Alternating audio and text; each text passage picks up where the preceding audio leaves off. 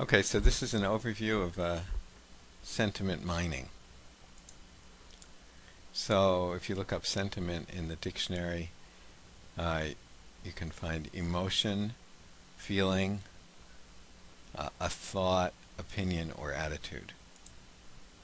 An opinion, because sentiment mining also goes by the name opinion mining.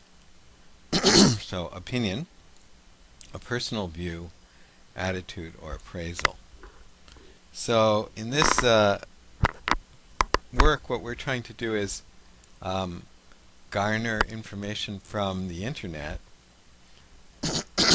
from various types of publications on the internet, whether it's Twitter or blogs or newspapers, news groups, and even opinion sites like eOpinion and so on, or Google, I'm sorry, not Google, Amazon reviews and so on. We're trying to data mine all of that information to get information about what people think, what people's feelings are about various products, about trends in the world, about politics. People have done work trying to predict the stock market by mining the information that's on the web in the form of blogs and so on. Does that predict in any way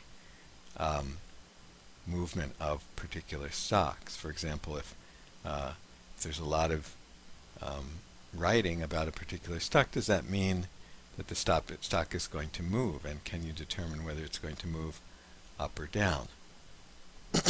And so on. I hope to show you some sites where people are doing things like this.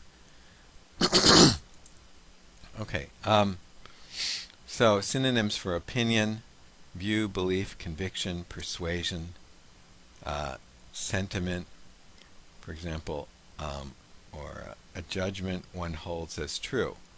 Opinion implies a conclusion thought out, yet open to dispute.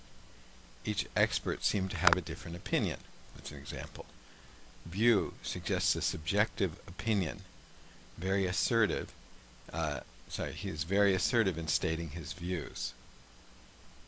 That didn't work too well. Belief implies often deliberate acceptance and intellectual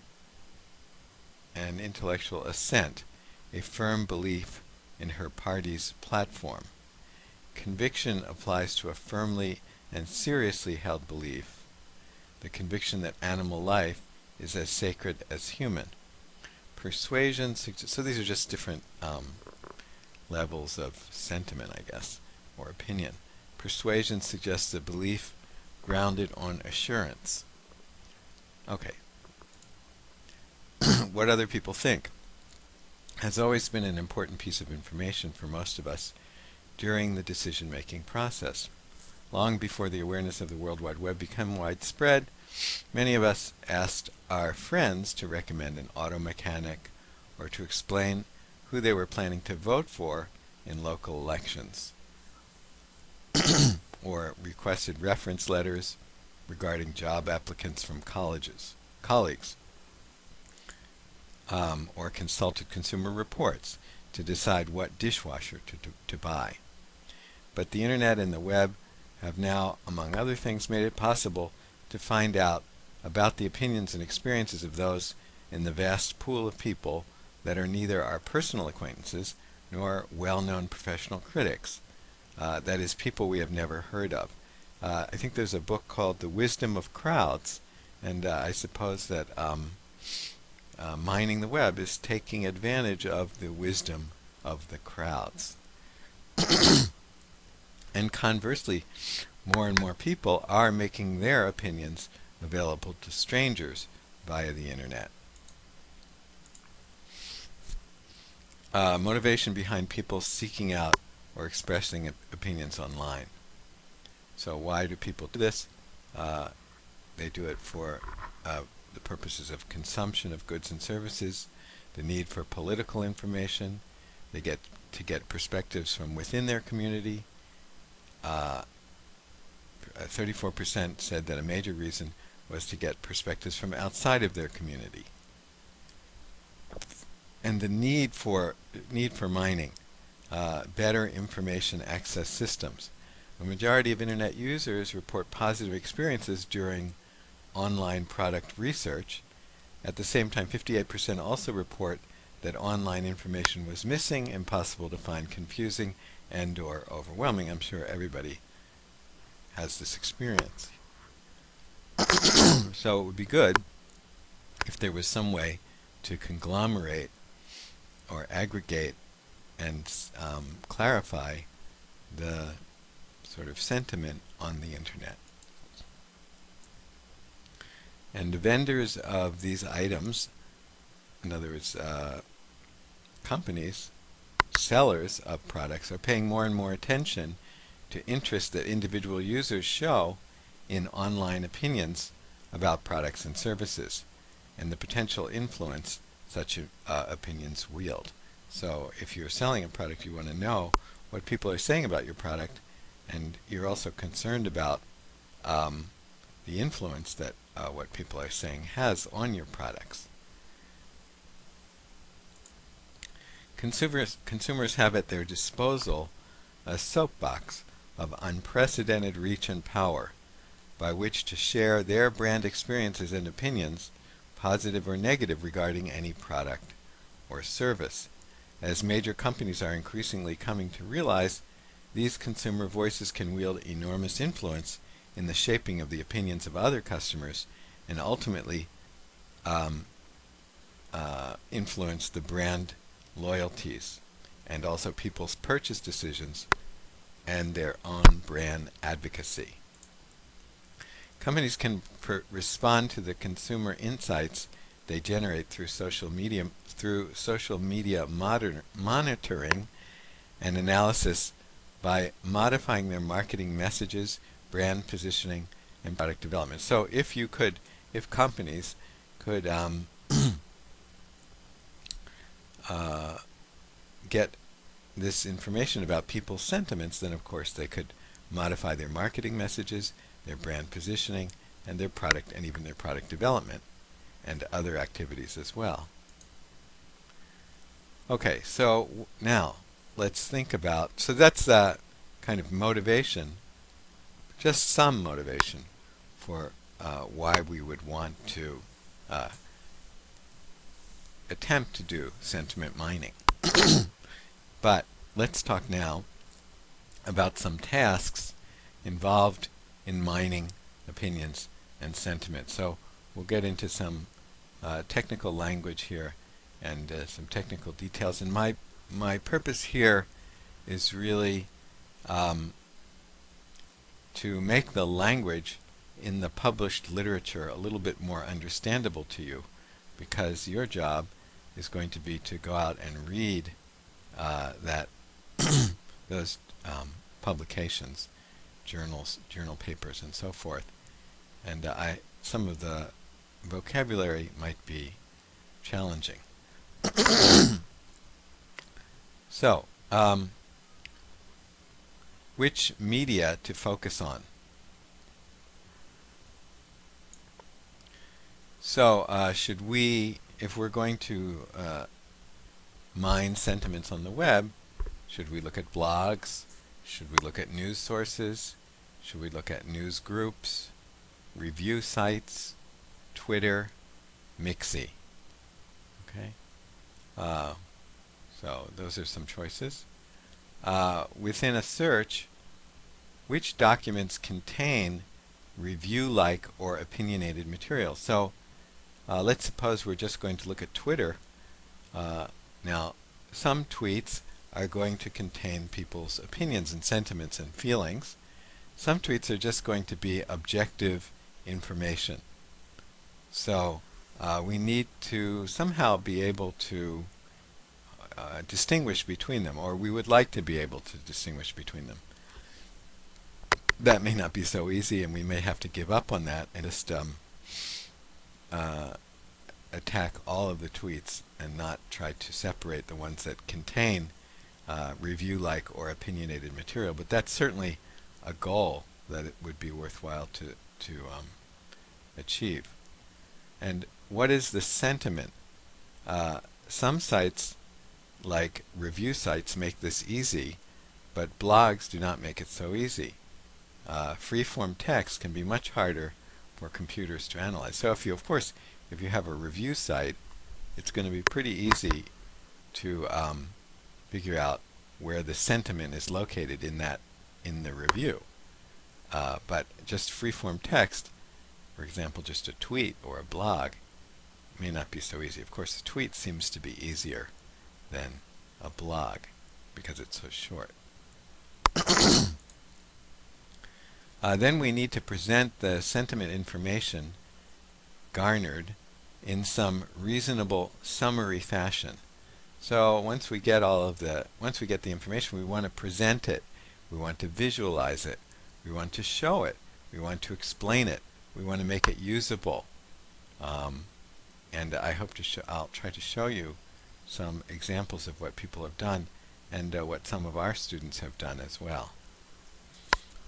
This can involve some or all of the following actions. So aggregation of votes that may be registered on different scales. So if people are voting about products, I'm saying this is number 1, number 2, number 3, or giving a star or 2 stars, 3 stars, and 4 stars, and so on, the scales may be different, and then you have to figure out how to aggregate the votes so that you can sort of accurately judge.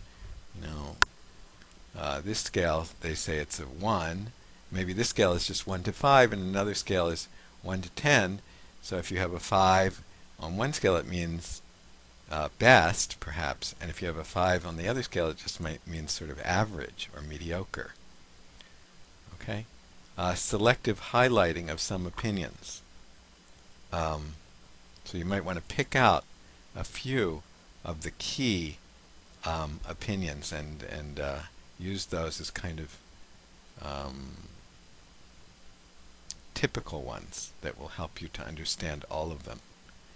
Representation of points of disagreement and points of consensus. Identification of communities of opinion holders. So you might want to find communities of opinion holders and sort of focus in on that. Accounting for different levels of authority among opinion holders. So maybe that's important as well. Maybe certain people are more knowledgeable and their opinions might mean more, or maybe not. Some history. The year 2001 or so seems to mark the beginning of widespread awareness of the research problems and opportunities that sentiment analysis and opinion mining raise. So it's very new, and the research, you're not going to find a lot of papers before 2000, which is not usually true for most subjects, but that's true here. Factors behind this land rush include the rise of machine learning methods in natural language processing and information retrieval. So natural language processing, NLP, is trying to understand human language using computers and machines and algorithms. And obviously that's a very challenging, very difficult task. And information retrieval is when you have a huge database and you want to retrieve relevant information, that's called information retrieval, or IR.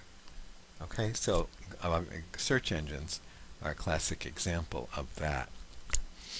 The availability of data sets for machine learning algorithms to be trained on. So I guess recently now there are big data sets available because of the digitalization of everything, so that you can use those data sets to input into machine learning algorithms and to train them. And due to the blossoming of the World Wide Web, and specifically the development of review aggregation websites. Okay, so even the review aggregation websites, you can use them as a database on which to train your algorithms, and then point your algorithms on places where the other than review aggregation websites, but you've been able to take advantage of the review aggregation websites to train your model or to build your model. Realization of the fascinating intellectual challenges and commercial and intelligence applications that the area offers. Okay, some terminology. Today, vendors, practitioners, and the media alike call this still nascent arena everything from, so these words, if you're going to do some research, if you're going to look for articles, you can look for sentiment mining, you can look for opinion mining, you can look for brand monitoring, you can look for buzz monitoring, you can look for online anthropology, kind of interesting, and market influence analytics, conversation mining, online consumer intelligence, social media monitoring and analysis. So these are some terms that might be used for this field. This deals with the computational treatment of opinion, sentiment, and subjectivity in text. Opinion, sentiment, and subjectivity in text. Computational treatment means sort of applying algorithms, applying machine intelligence to these subjects. So what is computational thinking? Computational thinking builds on the power and limits of computing processes, whether they are executed by a human or a machine. Computational methods and models give us the courage to solve problems and design systems that no one of us would be capable of tackling alone. Computational thinking confronts the riddle of machine intelligence. What can humans do better than computers, and what can computers do better than humans? Most fundamentally, it addresses the question, what is computable? What kinds of things can a computer do? Today we know only parts of the answers to such questions. So,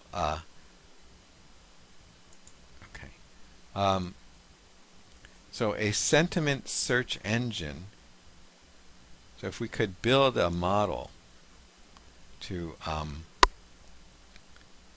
predict sentiments, it could be used as an alternative to sites like eOpinions that solicit feedback and reviews.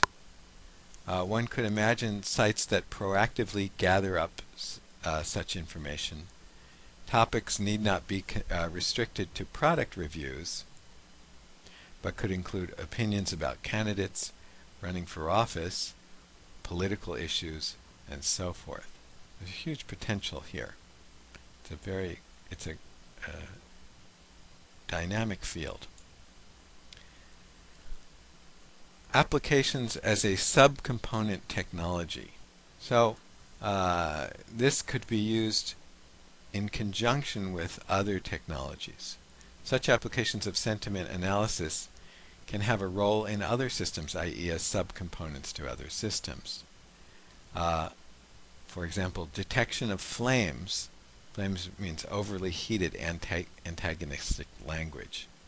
And online systems that display ads as sidebars, it is helpful to detect web pages that contain sensitive content inappropriate for ads placement. So you don't want to have an ad on your site which will direct people to some site that you don't think is appropriate.